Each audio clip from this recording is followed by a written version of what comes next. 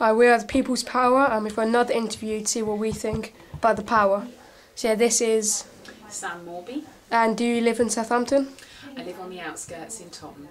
Okay, so have you heard about this biomass plant that's been introduced? Okay, so what is your overall opinion on this? Do you want it to happen or not?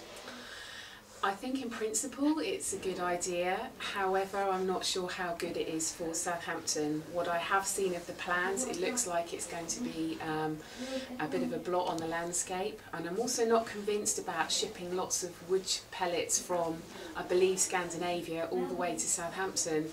So we're trying to do something which is actually saying that it's a renewable way of generating energy, but on the other hand we're actually creating a lot of pollution by putting it all on ships and bringing it into the country.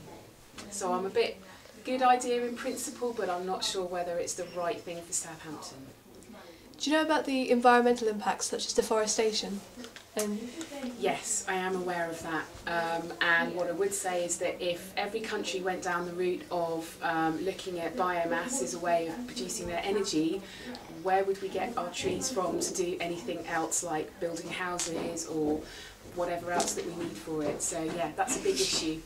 Okay, what if we didn't introduce a biomass plant, what other sources of energy would you prefer? Okay, well, we're fantastically placed here on the south coast. We've got a lot of potential for solar panels and solar power.